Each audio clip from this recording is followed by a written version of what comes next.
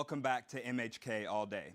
Tomorrow afternoon, the K-State Wildcats will look to earn their win in Bill Snyder Family Stadium for the first time in over a month. Last week, the Cats ended a 3-game losing skid in a come-from-behind victory against Texas Tech, 25-24. Coach Chris Klieman says that the victory was a much-needed confidence booster for the team. They've been working hard. They've been frustrated. They needed it big time. They really did. After going down 14-0 early in the game, Klieman says that the guys didn't panic and always had belief. Nobody panicked on the sideline, but kept talking about the belief. I really felt all along these guys did not think they were losing this game. During the week leading up to victory, there was one message that stood out to the team, and that was accountability. I think communicating more in practice, holding my teammates accountable. I believe in my teammates, the leaders, the captains, coaches that we have. We're going to keep grinding and have no regrets. That's the way I look at it every day.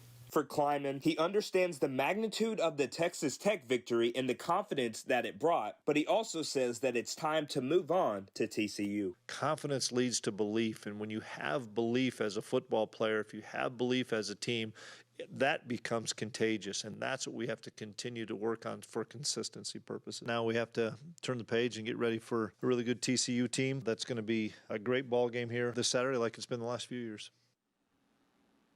Kickoff tomorrow is scheduled for 2:30 p.m.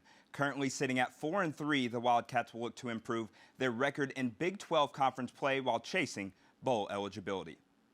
Also, the K-State men's basketball team will begin their 2021-22 campaign next Thursday against Pittsburgh State in Bramlage Coliseum. After 2 straight losing seasons, Coach Bruce Weber has overhauled the roster, bringing in 7 newcomers. One of the transfers is originally from the Big Apple and is now in the Little Apple, attempting to bring winning back to the program. Marquise Noel grew up in Harlem, New York, and was no stranger to the game of basketball, in part due to his father, Marcus. He put the ball in my hands when I was younger, and that's when I grew a love and passion for the game. Growing up, when I was with my father, I was about 3rd grade. We used to go from park to park, just walk around with a basketball, going to different parks, working out for about 1 to 2 hours. The days playing in the historic street ball courts in New York City with his dad is where he says that he learned to shoot. He always knew that shooting is a big part of basketball, and if you're able to shoot, you could pretty much play anywhere. So that just led me to working on deep range shots, logo shots at a consistent rate. At 5'7", Noel will never be the tallest on the floor, but he says that when opponents underestimate him, it brings him great motivation.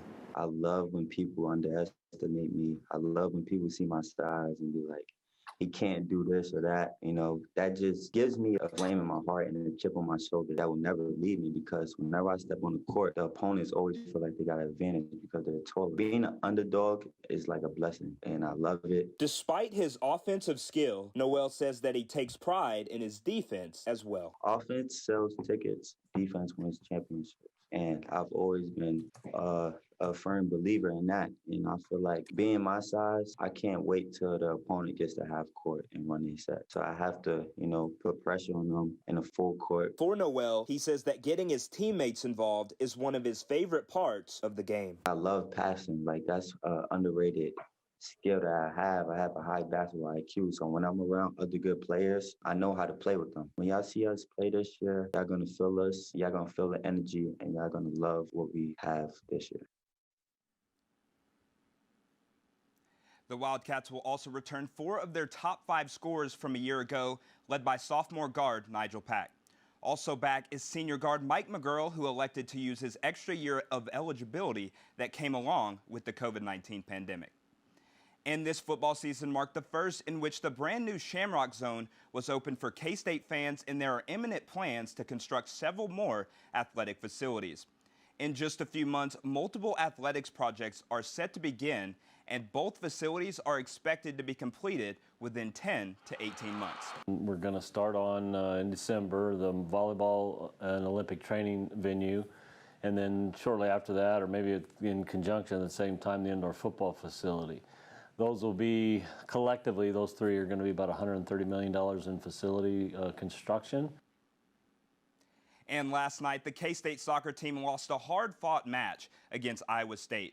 After the match, the squad's 4 seniors were honored for their contributions to the program.